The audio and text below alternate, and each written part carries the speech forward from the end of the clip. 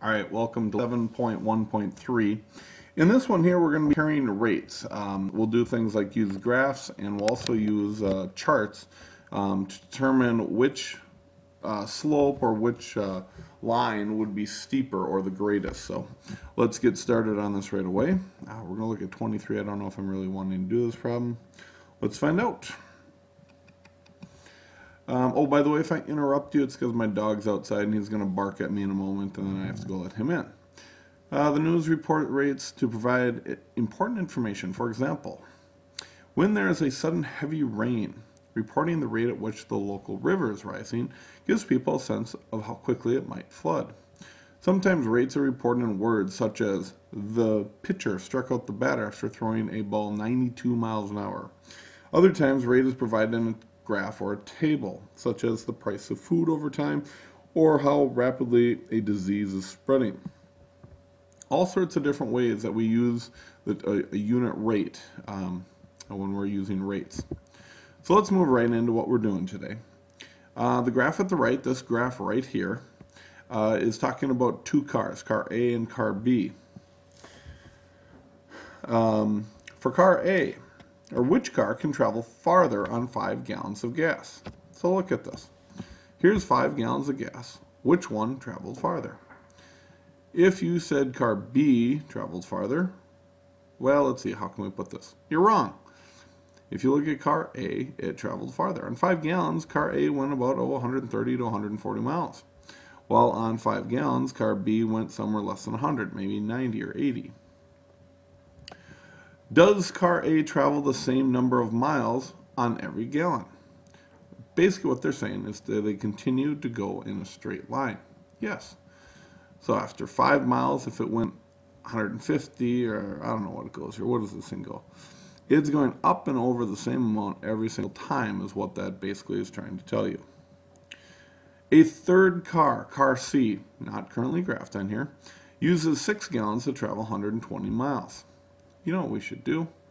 We should graph that. I'll move this back here in a moment. I gotta get a line. Alright, now I'll move this back for you. So, it starts at 0 like the other two cars did. And after 6 gallons right here, it goes 120 miles. So let's see, 120 and over 6. Let's see, it's about right there. So I'm just going to try and get that graph the same. Right about there. Up here, boom, over about 120. Yeah, just about correctly graphed right there. All right, make a table for the car. List at least 4 equivalent ratios. So let's see, if we had to make a table for this car, we would go at X and a Y chart. For 1 gallon of gas, it would travel 20 miles. For 2 gallons of gas, it would travel 40 miles. For 3 gallons of gas, it would travel 60 miles. For 4 gallons of gas, it would travel 80 miles. For 5 gallons of gas, it would travel 100 miles. And for our 6 gallons of gas, it would travel 120 miles. There's our table that you would need to make for that. Letter D, manufacturers often advertise the miles per gallon or MPG for cars that they make. This measure is a unit rate, the number of miles for 1 gallon. Hey, there's my dog. I'll be right back. Count the time here.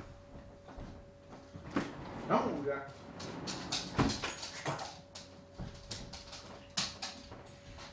All right. Drop. Okay, my dog listens really well. It's kind of like having students right here in my home. My dog doesn't listen to me either. Anyways, moving on. All right, letter E, how can we use this graph? Blah, blah, blah, blah, blah. Oh, okay, so how can we use the graph to compare cars? Well, car A, car B, or now our new car C up here, the bolder black line. Which one gets the most miles of the gallon? If you said A, you're bright. If you said B is the worst, you're brighter. And if you were able to determine car C was in the middle, but closer to car B, you're very bright. All right, moving on. I think that's my resource page. Yeah, blah, blah, blah. We don't need that. Moving on some more. 724. Now, we don't have a graph, but instead we have a table.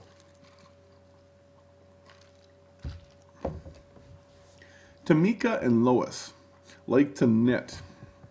Okay, so Tamika, she started with a scarf that was 5 inches long.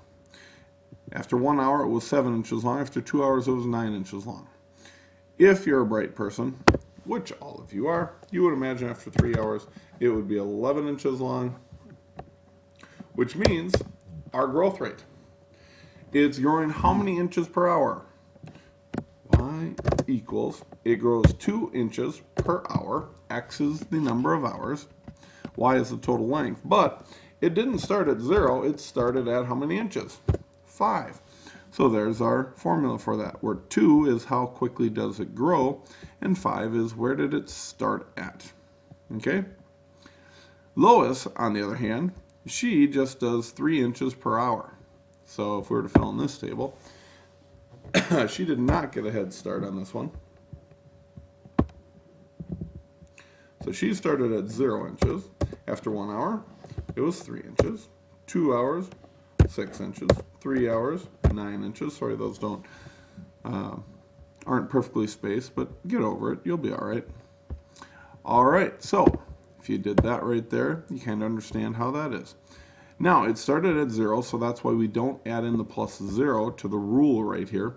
But it did grow 3 per hour, and that's where we get the 3x from. Hopefully that makes sense to you. The unit rate.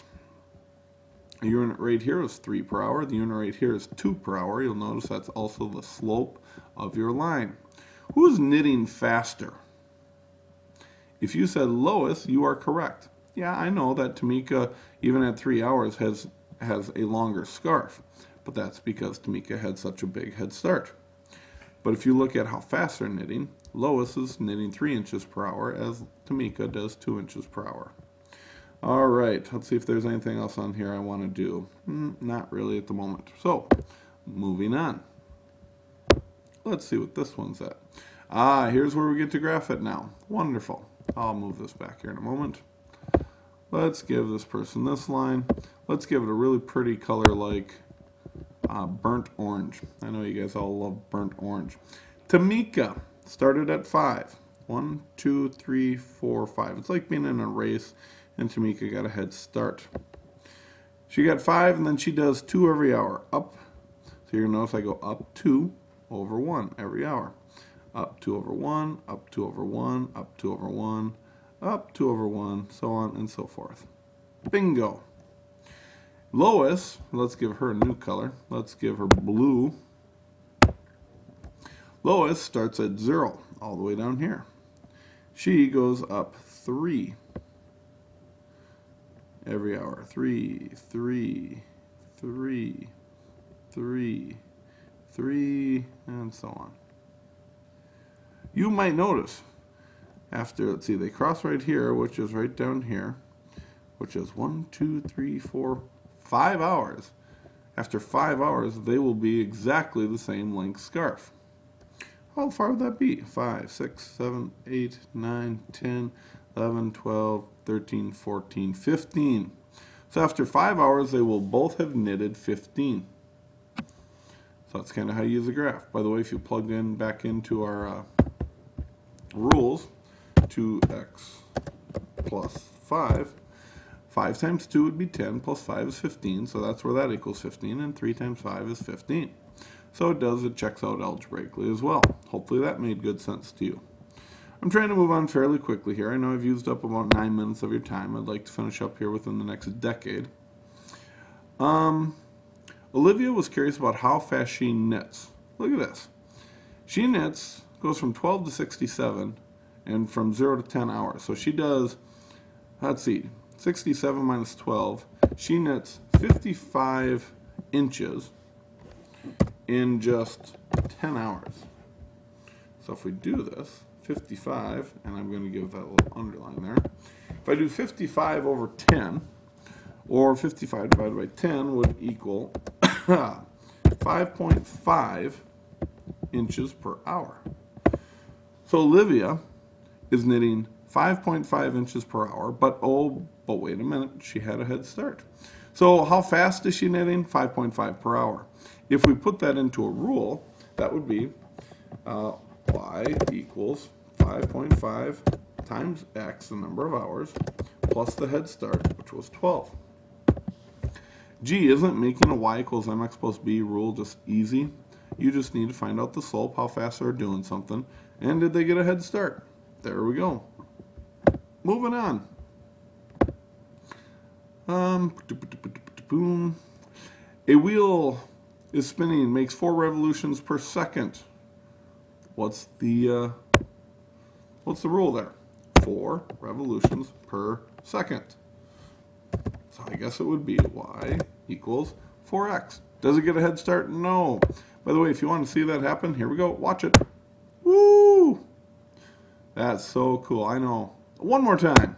Hey, there we go. I hope you're enjoying the Wheel of Fortune. Well, the Wheel of Winning. I guess we don't call it the Wheel of Fortune because that's copyrighted. Sorry about that, Wheel of Fortune. Anyways, we are done. Hope you enjoyed the show, and we will see you tomorrow. Bye-bye.